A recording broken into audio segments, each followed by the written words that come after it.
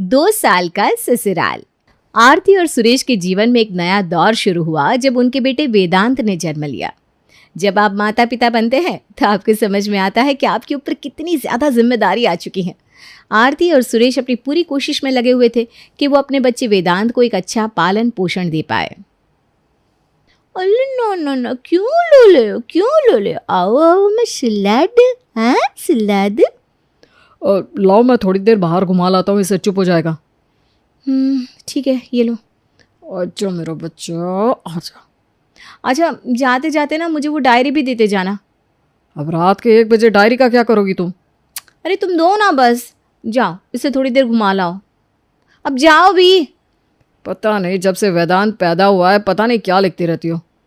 वेदांत के पैदा होने के बाद से ही आरती ने एक डायरी बनाई हुई थी जिसमें किसी को नहीं पता था कि आखिर वह लिखती क्या है। समय बीतता गया, वेदांत भी धीरे धीरे स्कूल जाने लगा, लेकिन आरती ने वो डायरी लिखना अभी तक नहीं छोड़ा था। अरे ज़रा अलमारी से 10,000 देना। तो वेदांत के स्कूल से फ़ोन आया था, उसके समर कैंप के लिए पैसे भरने थे, मैं भूल ही गया था। ठीक है, अभी लाती हूँ। तुमने वेदांत को तैयार तो कर दिया ना? अरे हाँ बाबा, तैयार है वो। पापा मुझे नए जूते चाहिए, ये बहुत पुराने हो गए। अच्छा बेटा, मैं ना ऑफिस से लाते वक्त लेता आऊँगा। Mummy bye. बाय बेटा। कहते हैं समय को बीतते वक्त नहीं लगता। कब वेदांत स्कूल से कॉलेज में पहुंच गया और कब उसकी परवरिश में आरती और सुरेश का इतना सारा वक्त बीत गया, उन्हें खुद पता नहीं चला। हमारा छोटा सा वेदांत कितना बड़ा हो गया है ना, अब वो कॉलेज में आ गया है। कितनी पढ़ाई कर रहा है। वेदांत की परवरिश में हमने अपनी तरफ से कोई कमी नहीं छोड़ी। उम्मीद है कि कॉलेज के बाद उसे एक अच्छी नौकरी मिल जाए। हमारा वेदांत बहुत काबिल है, उसे ज़रूर एक अच्छी नौकरी मिल ही जाएगी। काबिल भी है, और आपने और मैंने कितना पैसा खर्च किया है उसकी पढ़ाई पर। वो तो हर माता पिता का फ़र्ज़ होता है, बच्चे अपने पैर पर खड़ा हो जाए, माता पिता को इससे ज़्यादा क्या चाहिए। ये लो, वेदांत भी आ गया। अच्छा हुआ आप दोनों यहीं मिल गए मुझे। अब आप दोनों से कुछ बात करनी थी। क्या हुआ बेटा? वो पापा मम्मी, मेरे सारे दोस्त ना ट्रिप के लिए मनाली जा रहे हैं, प्लीज़ मैं भी जा सकता हूँ क्या? अरे वेदांत, अभी तो तुम गोवा गए थे ना बेटा, 2 महीने पहले अपने दोस्तों के साथ। हाँ मम्मी मैं जानता हूँ, इसीलिए तो मैं आप दोनों से बस पूछ रहा हूँ कि क्या मैं जा सकता हूँ। अगर नहीं तो मैं नहीं जाऊँगा, कोई बात नहीं। अरे यही तो उम्र है घूमने की इनकी। जाओ जाओ बेटा, कोई बात नहीं, मैं तुम्हारे अकाउंट में पैसे डलवा देता हूँ। सच पापा? अरे हाँ भैया, जाओ। मैं तुम्हारी उम्र में बहुत चाहता था, लेकिन मैं नहीं जा पाया। लेकिन मैं तुम्हें बिल्कुल नहीं रोकना चाहता हूँ। तुम जाओ, अपनी ज़िंदगी अपने हिसाब से जियो। थैंक यू पापा, मैं अभी अपने दोस्तों को बता कर आता हूँ। तुमने अपने लिए कभी कुछ किया है?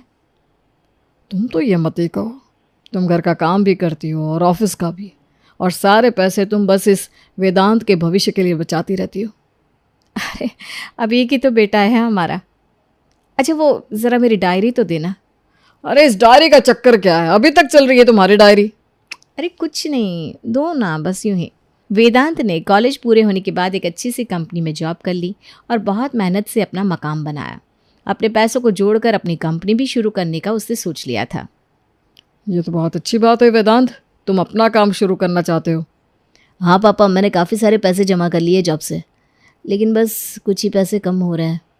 अरे कोई बात नहीं, पापा और मैंने कुछ पैसे बचा के रखे हैं तुम्हारे भविष्य के लिए। हमें पता था कि शायद कभी तुम्हें इसकी ज़रूरत पड़ सकती है। थैंक यू पापा, अब मैं अपना काम शुरू कर सकता हूँ। भगवान तुम्हें तरक्की दे हर काम में। माता पिता के आशीर्वाद के साथ वेदांत ने अपना नया काम शुरू कर दिया था। वो दिन रात मेहनत कर रहा था सफल होने के लिए, और 2 सालों की कड़ी मेहनत के बाद आज उसकी कंपनी ने मार्केट में काफ़ी बड़ा नाम कमा लिया था। आज इतना बड़ा प्रोजेक्ट मिला है वेदांत को, सच में आज मैं बहुत खुश हूँ। मैं भी। कौन माता पिता होंगे जो बच्चे की सफलता पर खुश नहीं होंगे। आप देखना पापा, इस कंपनी को मैं कितना आगे तक लेकर जाता हूँ। अरे वो सब तो ठीक है बेटा, लेकिन अब तुम्हारी उम्र हो चुकी है शादी की, 28 के हो चुके हो। तुम्हारी उम्र में तो मैं पापा बन चुका था और अभी तक तुमने शादी भी नहीं की। अरे पापा, अभी तो कंपनी को और आगे ले जाना है। हाँ हाँ, वो सब तो आगे भविष्य में होता ही रहेगा, हम कहाँ मना कर रहे हैं तुम्हें। लेकिन अब तुम्हें अपनी शादी के बारे में भी सोचना चाहिए बेटा। दरअसल माँ, एक लड़की है सोनिया, मुझे काफ़ी पसंद है। वो मेरे साथ कॉलेज में ही थी। अरे तो पहले क्यों नहीं बताया?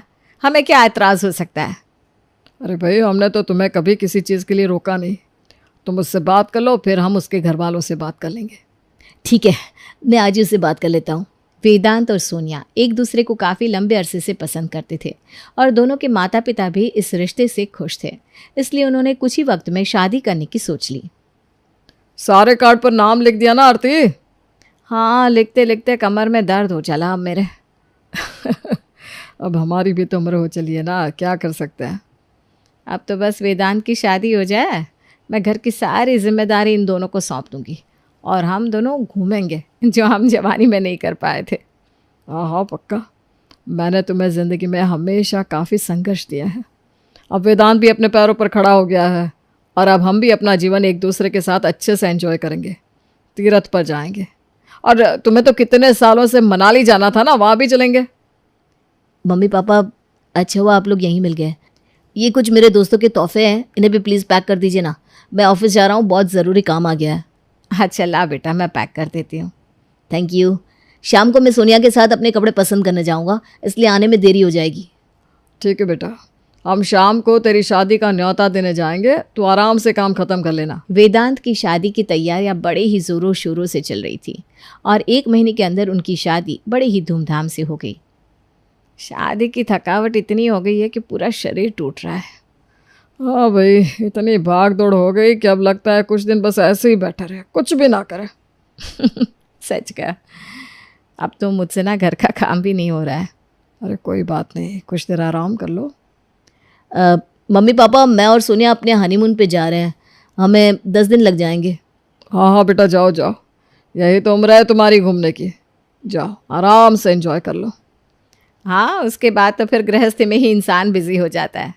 तुम दोनों अच्छे से एंजॉय कराओ। हाँ माँ जी, वैसे भी आप दोनों घर में है ना, हमें चिंता करने की कोई ज़रूरत नहीं है। तो हम चलते हैं। सोनिया को इस बात का बुरा लग जाता है कि आरती ने कहा कि उसकी बात तो गृहस्थी ही संभालनी है ना। वो नाराज़ होकर वेदांत से कहती है, तुम्हारी मम्मी का मतलब मैं समझ गई थी। वो ये कहना चाहती है कि उसके बाद मुझे ही घर का काम करना होगा, रसोई संभालना और घर का काम। अरे नहीं नहीं, वो ऐसा नहीं कह रही थी। अरे तुम जानते नहीं, सास बनती पता नहीं औरतों को क्या हो जाता है। वो खुद की गद्दी की हुकूमत छोड़ना नहीं चाहती, लेकिन मैं ऐसा कुछ नहीं करूँगी, समझे। मैं अपनी ज़िंदगी अपने हिसाब से जीऊँगी। अरे हाँ बाबा, तुम्हें कौन रोक रहा है, तुम वो करो जो तुम्हें करना है, ठीक है। जहाँ एक तरफ सोनिया और वेदांत हनीमून पर गए थे, वहीं शादी की थकावट के बाद अब आरती की तबीयत कुछ ठीक नहीं थी और जब वेदांत और सोनिया घर आए तब वो अपने माता पिता से कहने लगे, अरे माँ, अपने डॉक्टर को दिखाया कि नहीं? हाँ दिखाया, उनका कहना है कि बहुत ज़्यादा थकावट के कारण आरती की तबीयत खराब हो गई है। बुरा मत मानिएगा मम्मी जी, लेकिन मेरे माता पिता ने भी शादी की तैयारियां की हैं, लेकिन वो तो आपकी तरह ऐसे बिस्तर पर नहीं पड़े हैं। शायद मैं बहुत कमज़ोर हो गई हूँ ना, इसलिए बेटा। ठीक है, आराम करिए, हम भी अभी अभी घूम के आए हैं, हम दोनों भी थक गए हैं। चलो वेदांत। हाँ चलो। शादी होते ही वेदांत का रवैया अपने माता पिता के प्रति कुछ बदल सा गया था। अब उनकी छोटी छोटी बातें भी परेशान करने लगी थी। वेदांत, मेरे दोस्त का बेटा आज तुम्हारे ऑफिस आने वाला है, उसे काम की ज़रूरत है, तुम ज़रा देखना अगर उसे कोई काम मिल जाए तो। पापा, मैंने कंपनी खोली है, कोई धर्मशाला नहीं कि किसी को भी काम पे रख लूँ। अरे नहीं बेटा, उसका बेटा बहुत काबिल है। हाँ जानता हूँ कितना काबिल होगा, तभी आपके दोस्त मेरी मदद मांग रहे हैं ना। आप भी ना पापा, खाली बैठे बैठे पता नहीं क्या क्या करते रहते हैं। आगे से किसी को भी मेरे ऑफिस में भेजने की कोई ज़रूरत नहीं है आपको। ठीक है बेटा, मैं आगे से ध्यान रखूँगा। तुम गुस्सा मत हो, पापा और मम्मी का तो अब ये रोज़ का हो गया है, किसी न किसी बात पर तुम्हारा मूड खराब करते ही रहते हैं। ज़बान संभाल कर बात करो सोनिया, कि कैसे बात कर रही हो तुम अपने सास ससुर से। मैं अपने पति की बेइज्जती बिल्कुल बर्दाश्त नहीं करूँगी। हाँ, तो मैं भी अपने पति का मूड बार बार खराब होते नहीं देख सकती। वेदांत, तुम देख रहे हो ये कैसे बात कर रही है हमसे। मम्मी, शुरुआत तो पापा ने की थी ना, मैं कुछ नहीं कर सकता इसमें।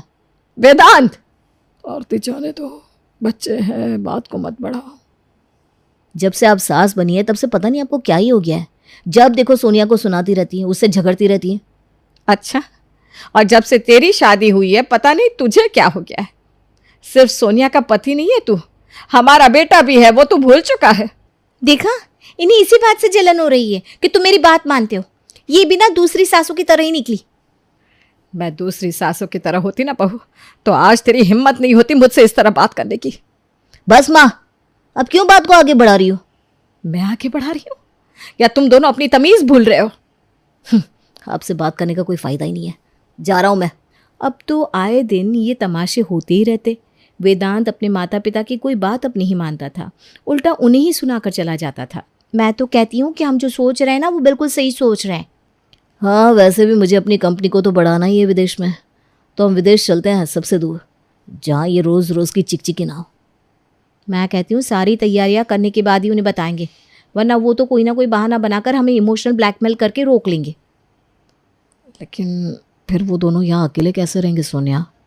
अरे वो दोनों इतने बूढ़े थोड़ी ना है, और हम कभी कभी उनसे मिलने आ जाया करेंगे, और हर महीने पैसे भी तो भेजेंगे ना। और क्या कर सकते हैं हम अपना फर्ज तो निभा रहे हैं। बात तो तुम्हारी सही है, वैसे भी यहाँ रहकर इनकी रोक टोक सुननी पड़ रही है हमें। इससे अच्छा है कि हम विदेश में ही सेटल हो जाते हैं। हाँ, तुम जाने की ना सारी तैयारियां कर लो, फिर उन्हें अंत में सब कुछ बताएंगे। सोनिया और वेदांत ने वक्त रहते अपने विदेश जाने की सारी तैयारियां कर ली, और तो और आरती और सुरेश को इसकी कानों कान भी खबर नहीं होने दी। ये लीजिए आपकी चाय। आजकल ये दोनों दिखाई नहीं देते। पता नहीं हमें कहाँ कुछ बताते हैं दोनों। मम्मी पापा, हम दोनों को आपसे कुछ बात करनी है। हाँ हाँ बेटा, बोलो क्या हुआ? पापा, मैं और सोनिया हम दोनों लंदन शिफ्ट हो रहे हैं। हमने सारी तैयारियां कर ली है, अगले हफ्ते हम जा रहे हैं। क्या? अगले हफ्ते? और तुम दोनों ने हमें कुछ भी नहीं बताया बेटा? पापा, हम दोनों कभी कभी आ जाया करेंगे आपसे मिलने, और हर महीने मैं आपको पैसे भी भेज दूंगा। पैसे? तुम्हें लगता है कि हम तुम्हारे साथ पैसों की वजह से है? हाँ तो पापा, इस उम्र में आप काम तो कर नहीं पाएंगे, आपको पैसे दे दूंगा, आप अपना खर्चा निकाल लेना। सही तो कह रहा है वेदांत, वो हमारा खर्चा देना चाहता है तो सही बात है ना। एक मिनट, हाँ बेटा, अभी आती हूँ। आरती अपने कमरे में जाती है और एक डायरी अपने हाथ में ले आती है और उसे वेदांत को देती है। ये क्या है मम्मी? ये वही डायरी है बेटा जो मैंने तुम्हारे जन्म से लिखी है। इसमें वो सारा खर्चा है जो हमने तुम पर किया है। 10 करोड़ 11 लाख रुपए?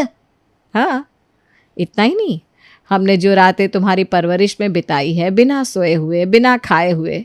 जब तुम्हें बुखार होता तो हम तुम्हें लेकर घूमते, जब जब तुमने कहा हमने अपनी ख्वाहिश मारकर तुम्हारे सपनों को पूरा किया। हमने पिछले 30 सालों में जो भी तुम पर खर्च किया है ना, वो सब इसमें है। इसका एक एक रुपया अब हमें वापस करो।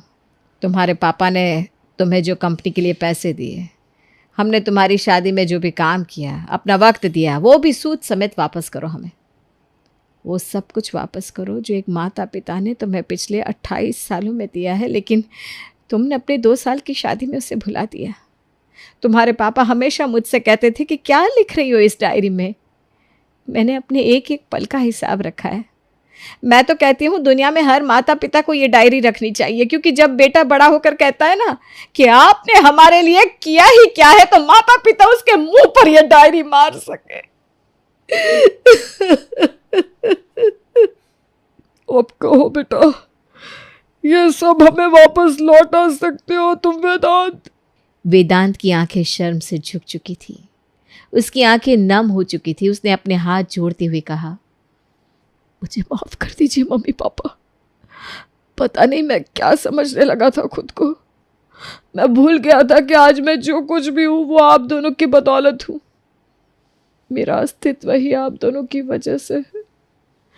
मुझे माफ कर दीजिए। इस डायरी को देखने के बाद मुझे एहसास हो रहा है कि माता पिता होना कितना मुश्किल होता है। मुझे माफ कर दीजिए। माँ जी, मैं भी आपसे माफ़ी मांगना चाहूँगी। मुझे इस ससुराल में आए बस 2 साल हुए हैं। मैं कैसे आपको खुद से तोलने लगी। आप दोनों की जगह और एहसान तो कोई भी नहीं चुका सकता। इस दुनिया में कोई भी संतान अपने माता पिता का कर्ज नहीं चुका सकता, कभी नहीं। जब आप अपने माता पिता से कहते हैं कि उन्होंने आपके लिए किया ही क्या है, तब आप बस उन सालों को याद करिए जिनमें उन्होंने अपनी नींद तक को आप पर वार दिया होता है। इससे आपको एहसास होगा कि माता पिता का एहसान कोई नहीं चुका सकता है।